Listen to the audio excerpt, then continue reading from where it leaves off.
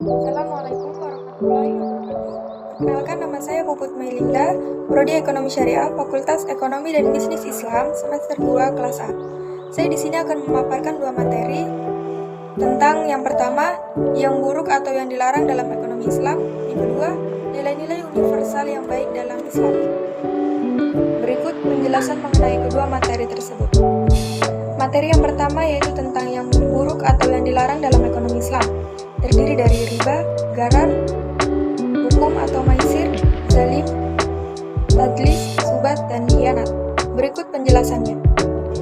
Yang pertama, tentang riba. Pengertian riba. Riba secara bahasa berarti penambahan, pertumbuhan, kenaikan, dan ketinggian.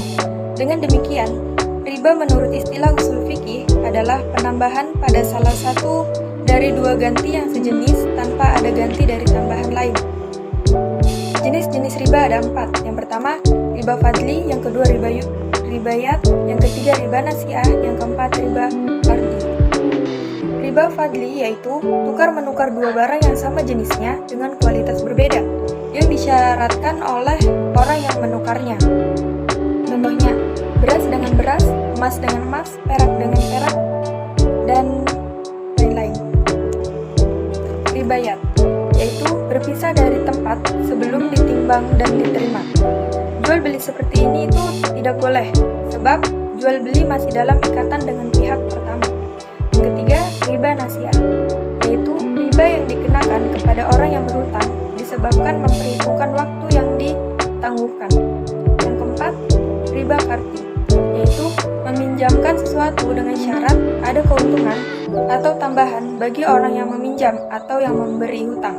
Contoh, Muhammad meminjam uang sebesar 25.000 kepada Ali, dan Ali mengharuskan dan mensyaratkan agar Muhammad mengembalikan hutangnya kepada Ali sebesar 30.000. Maka tambahan 5.000 itulah yang dilarang. Yang kedua, pengertian dan jenis-jenis gharar.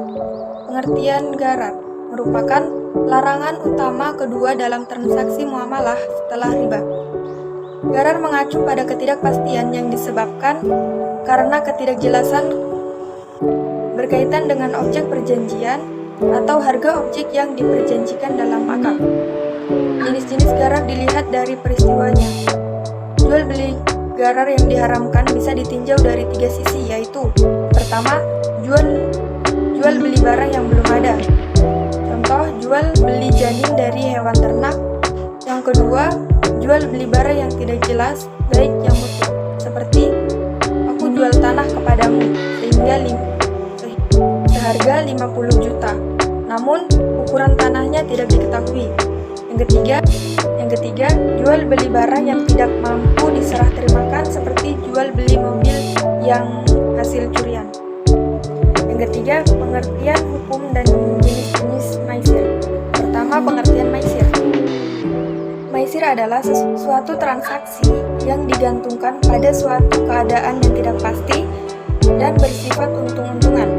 Identik dengan kata maisir adalah qimar. Menurut Muhammad Ayub, baik maisir maupun qimar dimaksudkan sebagai permainan untung-untungan atau game of chance. Dengan kata lain, yang dimaksud dengan maisir adalah perjudian. Judi dalam terminologi agama diartikan sebagai suatu transaksi yang dilakukan oleh dua pihak untuk kepemilikan suatu benda atau jasa yang menguntungkan satu pihak dan merugikan pihak lain, dengan cara mengaitkan transaksi tersebut dengan suatu tindakan atau kejadian tertentu. Agar bisa dikategorikan judi, harus ada 3 unsur untuk dipenuhi. Yang pertama, adanya taruhan harta atau materi yang berasal dari kedua belah pihak. Yang kedua, adanya suatu permainan yang digunakan untuk menentukan pemenang dan yang kalah. Ketiga, pihak yang menang mengambil harta sebagian atau seluruhnya yang menjadi taruhan, sedangkan pihak yang kalah kehilangan hartanya. Yang keempat, pengertian zalim dan jenis-jenisnya. Kata zalim menurut etimologi merupakan kata pengadopsian dari bahasa Arab, yaitu dolama, yang maknanya gelap. Namun kata zalim dalam Al-Quran menggunakan kata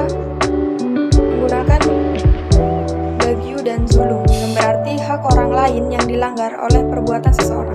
Berikut jenis-jenis zalim. Yang pertama, zalim kepada Allah. Yang kedua, zalim kepada anggota tubuh pemberian Allah.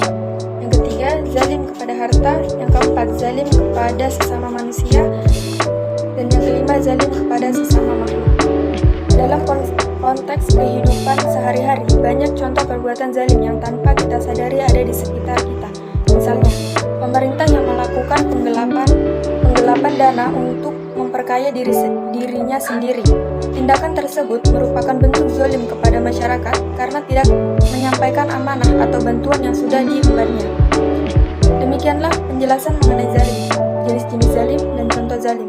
Perbuatan zalim ialah jenis perbuatan yang dilarang oleh Allah karena termasuk dalam kegelapan di hari kiamat nanti. Yang kelima, pengertian tadlis dan jenisnya. Pengertian tadlis. Tadlis artinya penipuan. Tadlis pada jual beli dalam hukum Islam itu diharamkan karena tadlis merupakan penipuan yang dilakukan dalam transaksi jual beli oleh pihak penjual terhadap barang atau objek yang dijualnya kepada pembeli. Macam-macam tadlis.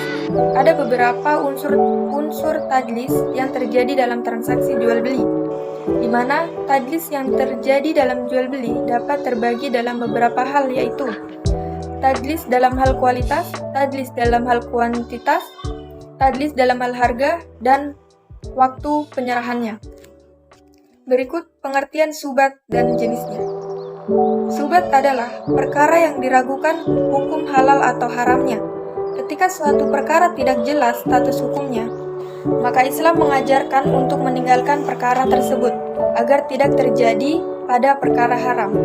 Jika seorang muslim tidak mengetahui dengan jelas status suatu perkara, apakah boleh atau tidak dalam Islam, maka sebaiknya ia bersikap wara atau meninggalkan perkara tersebut.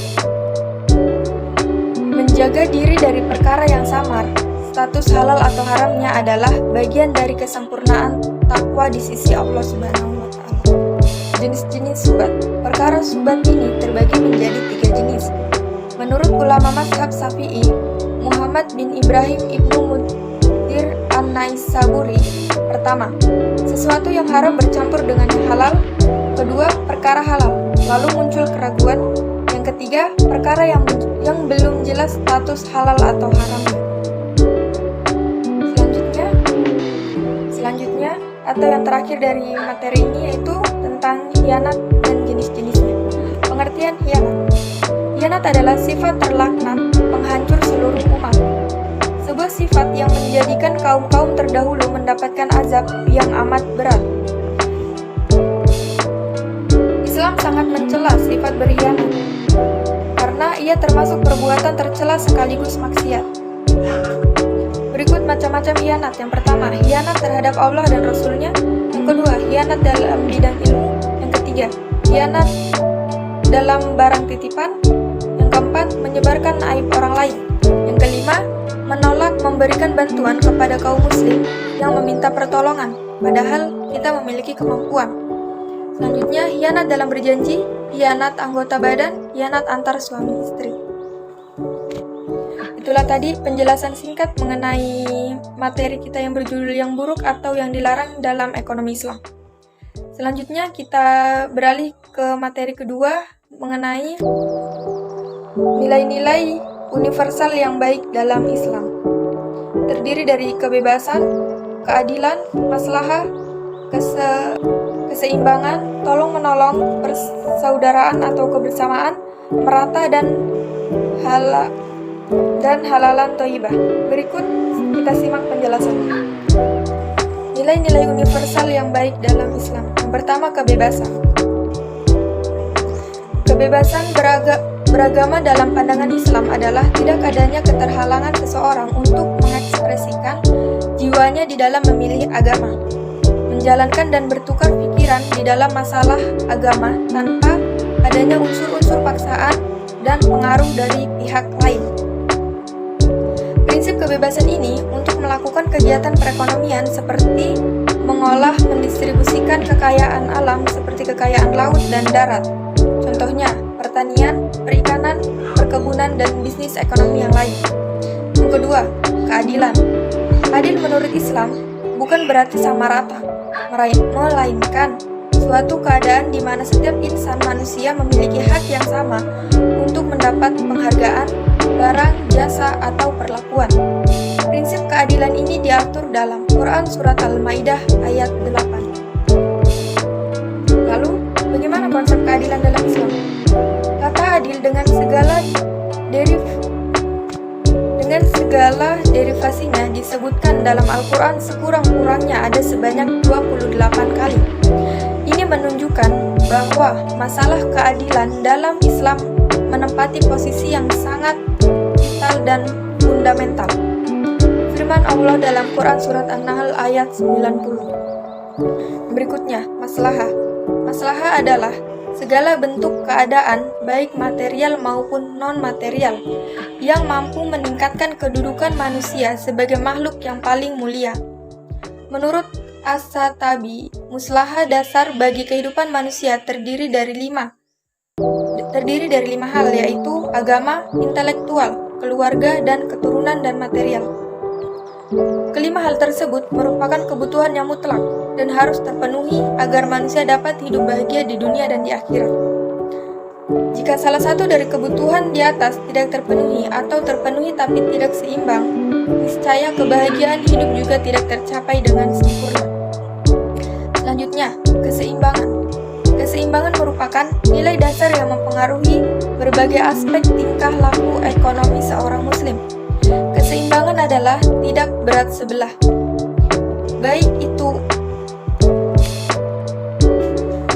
usaha-usaha kita sebagai individu yang terkait dengan kepentingan diri dengan orang lain, tentang hak dan kewajiban, sebagaimana Allah menyebutnya dalam Quran Surat Al-Baqarah ayat 201. Ada 3 bagian yang menjelaskan tentang keseimbangan diantaranya. Yang pertama, keseimbangan antara kebutuhan jasmani dan rohani. Yang kedua, keseimbangan antara kebutuhan individu dan sosial. Yang ketiga, keseimbangan dalam konsep transaksi murabah. Selanjutnya, tolong-menolong. Dalam aktivitas ekonomi, tolong-menolong antara sesama umat Islam dapat diimplementasikan dalam bentuk zakat, infak, serta sedekah, dan lain-lain. Konsep tolong-menolong dalam ekonomi Islam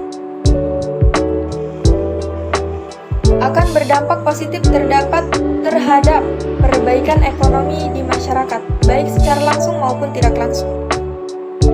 Karena prinsip tolong-menolong dalam ekonomi Islam ini merupakan pendistribusian pendapatan dan kekayaan umat yang mampu dapat dimanfaatkan dengan baik dan merata.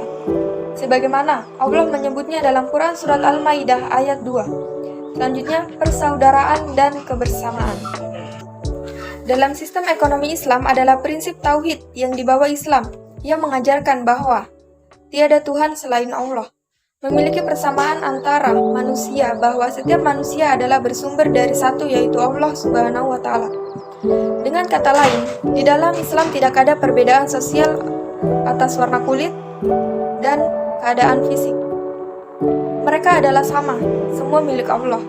Jadi, dengan konsep kebersamaan yang dibawa Islam telah menciptakan konsep baru dalam sistem demokrasi yang tidak sama dengan demokrasi Barat.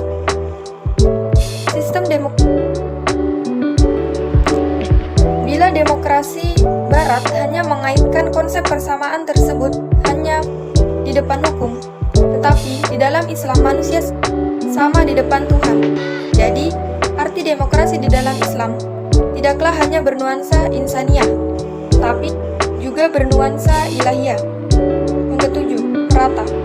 Dalam distribusi kekayaan yang adil, prinsip ekonomi Islam adalah pengakuan atas hak masyarakat dan redistribusi kekayaan. Mekanisme pendistribusian kekayaan dalam Islam adalah dengan melalui mekanisme zakat. Proses mekanisme zakat akan mampu melakukan redistribusi kekayaan dari pihak kaya kepada pihak miskin. Yang terakhir, halalan thayyibah. Halalan thayyiban adalah makanan yang bebas, tidak terikat oleh hal-hal yang menyebabkannya dilarang untuk dikonsumsi, dan makanan tersebut dapat menyehatkan badan. Islam menganjurkan bahwa dalam mengonsumsi makanan atau minuman harus halal dan thayyib. Ayat-ayat Al-Quran yang menjelaskan tentang makanan yang halal dan haram. Demikian pemaparan singkat dari saya, kurang dan lebihnya mohon dimaafkan. Wabillahi taufiq wal hidayah. Wassalamualaikum warahmatullahi wabarakatuh.